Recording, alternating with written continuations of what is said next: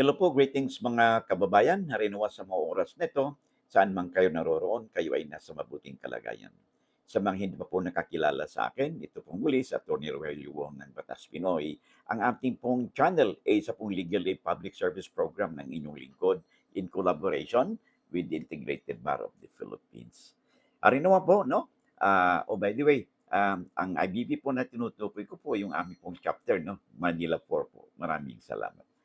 Okay, ang ating bago tayo magpatuloy sa ating topic 'no, sa episode nito ay sa mga hindi pa po nakapag-subscribe 'no, kasi base po kasi sa datos ng YouTube, more than 60% po ng ating viewers ay hindi pa po nakapag-subscribe. So kung, sa mga hindi pa po nakapag-subscribe ano, at kung you find 'no, our channel, our videos helpful and informative or interesting. Hindi naman po siguro kalabisan kung ako po'y makikiusap po sa inyo ng isang subscribe, share, and like buttons. And of course, para wala kayong mamimiss, yung notification bell as well. Okay? Para pag may update po tayo, no? You'll be duly notified. At may share din po ninyo, no? Itong mga videos natin sa inyong mga kaibigan, sa inyong kapitbahay, sa inyong kakilala, sa inyong mga kamag-anak, no? Or para sila din po ay meron ding opportunity na mapa-share po natin, no, ang ating pinag-usapan because for all you know, ang mga napag-usapan po natin ay maaring may relevance po sa kanila, no? And sabi nga natin sila din ay may magkaroon ng legal na impormasyon o kaalaman, no, sa samot-saring mga issues na ating tinatalakay. Sabi nga natin ay lamang na ang may alam sa batas. Alright? Maraming salamat. Okay, ang ating pong tatalakay ngayon ay ah, sulat na po sa atin ni Joan, no? Yun po ang iyang kanyang username, si Joan Ditablan, okay? Ah, sabi niya dito, Attorney, meron po akong itatanong, sabi niya, yung nabili po naming lupa ay hindi po mahanap ang title ng lupa. Ano kaya ang puwedeng gawin? Okay. Ngayon, masyado kasi hindi kumpleto yung sulat sa atin 'no, but anyway, ang maliwanag nabili niya lang lupa. Ang tanong kasi dito ngayon, bago ba ninyo nabili yung lupa ay may titulo ba ito na hawak ninyo? Sino ba, naibigay ba sa inyo yung titulo at hindi ninyo mahanap or bago ninyo binili ay wala itong titulo at basta na lang ninyo binili, okay. So, alin man dito 'no, maliwanag na, kung nabili ninyo ito na walang titulo ay malaking red flag po 'yan, ah, malaking risk 'no, because katulad niyan kung nabili ninyo na nawala yung titulo na hindi wala pa sa inyong mga kamay, maaaring ito'y sa seller pa, ay marami pong posibilidad, okay. Una po, maaaring yung titulo yun ay talagang nawala. Pangalawa, maaari pong ito'y nakasanla or maaari po itong naibenta na at maaari din namang na-canceled na ito sa Register of Deeds dahil maaaring ngayon iba na po ang nagmamay-ari, okay. Ngayon, ibang usapan yun kung, ah, nagkaroon kayo ng bilihan, at the time na nagkaroon kayo ng bilihan, binigay sa inyo yung original na titulo at matapos ninyong mapa-check ito, by way of, magkaroon kayo ng certified true copy ng title at na-verify ninyo na existing at valid yung titulo at kayong nakawala ay hindi po masyadong issue yun, no? All you have to do is mag-execute po kayo ng affidavit of loss. And then, i-file po ninyo ito sa Register of Deeds. And then thereafter, you get in touch with your lawyer para makapag-file po kayo ng petition sa korte, no? For the reconstitution of the lost title. Magkaroon po ng summary proceedings po ito, ng hearing, and then kung ma-comply po ninyo ang mga requirements at wala naman pong naging opposition, most likely po ay mabibigyan po ng daan ang inyong petition at ang korte ay magkaroon po ng order, no, sa Register of Deeds na officially i-cancel yung nawawalang titulo and then mapalitan ito ng panibagong titulo. Ang tawag po nito ay reconstituted title na ito ay nakapangalan na sa inyo.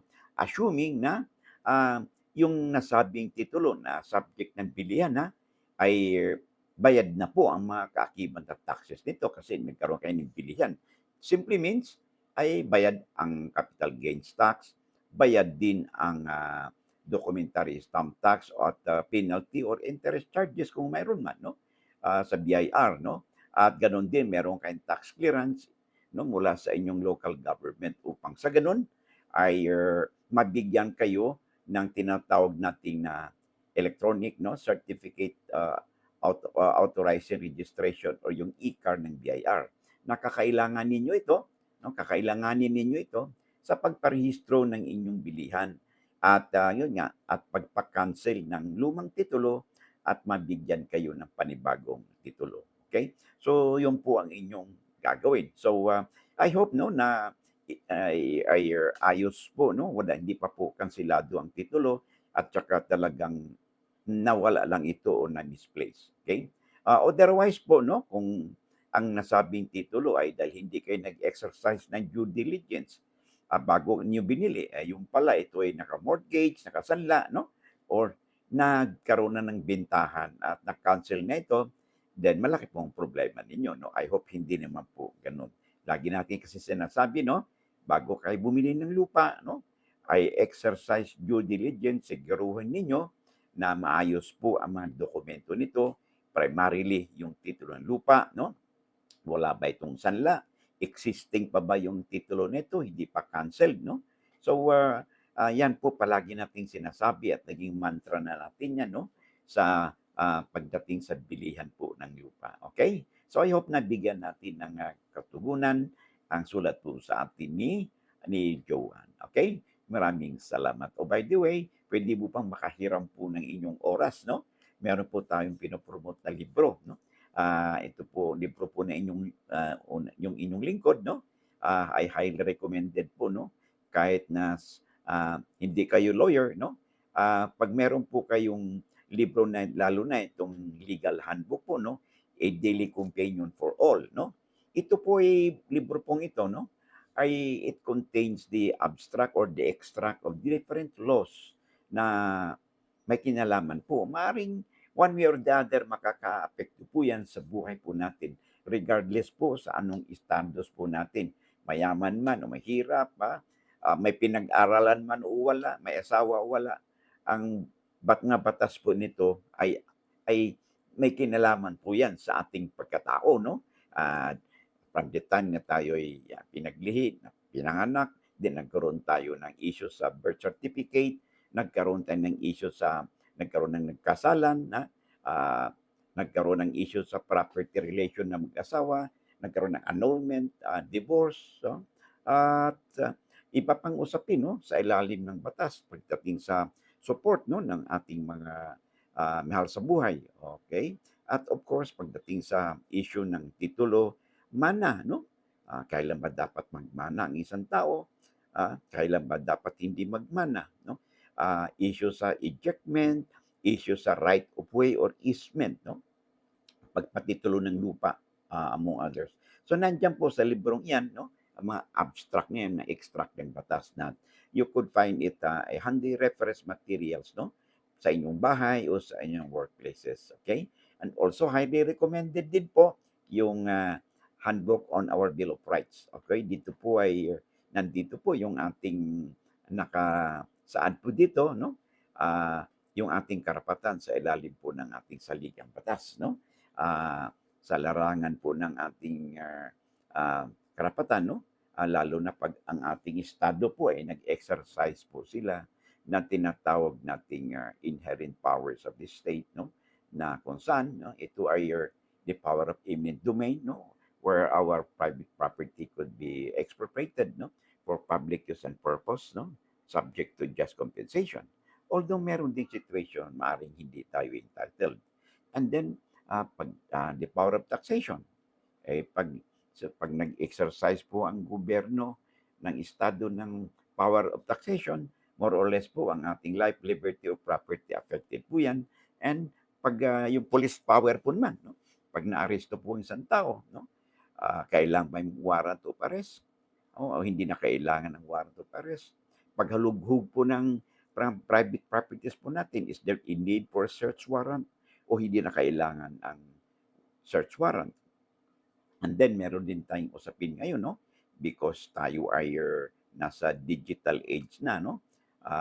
Pag ang ating po mga electronic gadgets like computer, laptops po natin, mobile phone at saka yung tablets na gamit po ito sa krimen ay magiging cybercrime po ito at maaaring yung ating mga electronic gadgets could be subjected to different kinds of cyber warrants kasama na din yung warrant for forensic examination, no? Noong pa-examine po ang contents po ng ating electronic gadgets at ang mga contents po ito, no, na ito'y bahagi ng isang cybercrime could be used for or against that person. So, mahalaga po na alam po natin ang ating karapatan, no?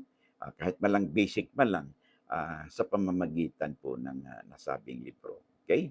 And of course, pag ang isang tao rin, no, under naaresto halimbawa, siya ay under custodial investigation. Eh, ano ba ang kanyang karapatan, no, sa ilalim ng batas? So, malaking bagay po pag meron po kayong librong nabanggit, no, sa inyong bahay o sa inyong workplaces. Kaya hindi po kayo lawyer, no? Simple na naman po, simple English naman po ang ginagamit dito. So, ang ibang libro naman po natin, yung labor laws, no, compendium, and ito po your handy material reference din, no, sa ating mga HR practitioners, sa ating labor and industrial relations practitioners, lawyers, mga corporate practitioners po natin, yung ating corporate law annotated, no? And of course, yung the last but not the least, ito pong CIPRA, their Code of Professional Responsibility and Accountability. Ito po mga Bible po natin mga lawyers, no? In the conduct of ourselves, no? Within and outside the court, okay? So, these books po are available, no? They are published and distributed by your Central Books, the leading law books publisher po dito sa bansa. And you can order online, free delivery po sila. Mga hardbound books po ito, no? It's worth your investment. So you could also visit their website, www.central.com.ph. Okay? And you can also have its screenshot, no? Ay branches po sila, no? Sa Metro Manila, they have branches in Manila, Mandaluyong, Makati, and Quezon City. And they have branches in Cebu as well as in Davao. Okay? So maraming salamat, no, sa inyong oras. Now back to our discussion. O sa kapapasok pa lang po, you can have this replayed, no, sa para wala po kayong miss na pag-usapan po natin. And of course, kung hindi pa kayo subscribers, pwede ba makahirit, no? Pwede pang makahingi po ng isang subscribe, share, and like buttons po natin, no? At of course, yung notification bell para wala po kayong mamimiss, no? At sabi nga natin lagi, di ba? Lamang na ang may alam sa batas. Okay? Maraming salamat sa inyong oras and I hope to see you again in the next video. God bless.